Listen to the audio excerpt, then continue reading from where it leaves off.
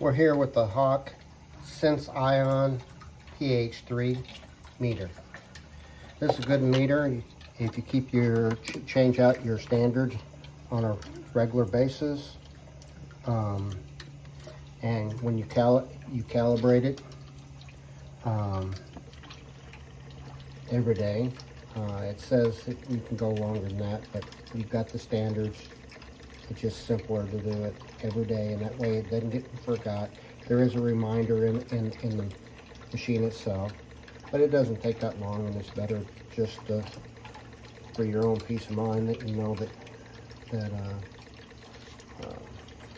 you standardize it. Now, in between each of your standards, you rinse your probe so you don't contaminate your standards.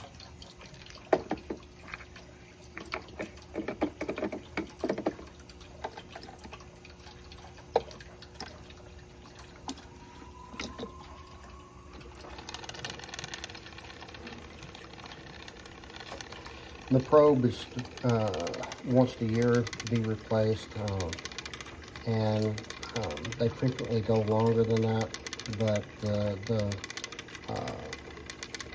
suggested replacement is once a year.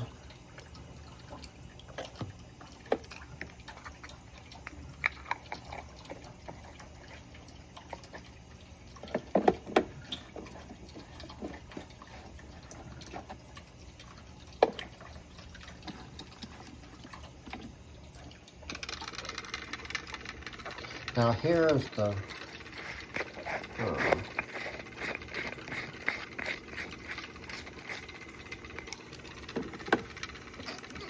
big thing on this is your standards are at one temperature. They're at room temperature.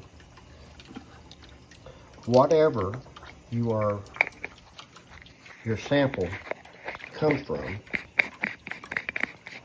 I believe you can get a couple of different probes on there. You want to make sure you get the temperature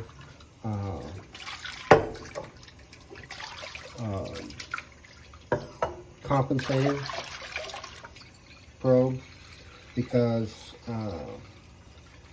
as your temperature of your fluid changes, it affects your pH reading. Just like a water heater, if you heat up your water in a water heater, if your water is corrosive, it'll be more corrosive the hotter it gets.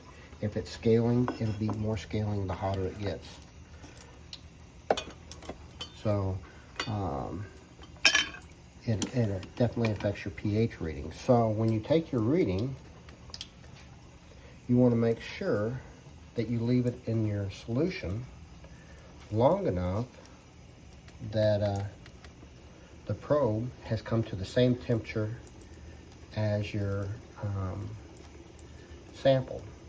If you don't, your reading's not going to be accurate both on the temperature and the pH. And so if you do that and it's not correct, if you're using that for any other thing, if you're using it for how effective your chlorine is and what your detention time is, or if you're using it as well for your how corrosive your water is. Now, if you see here, it says it's stable, and it says it's 16.9 degrees centigrade. So we're going to hit it again. See, it went down just a little bit more. That's why I like using a larger sample, because it has more mass to hold the even temperature. And see, we got 0.2 different and a little bit different on our pH reading.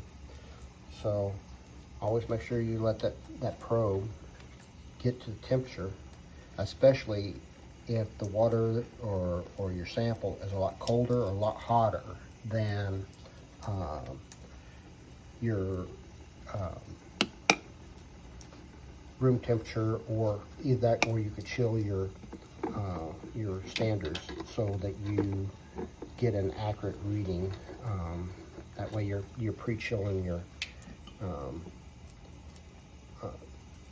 sensor. Have a good day. Please like and follow. We'll keep a light on.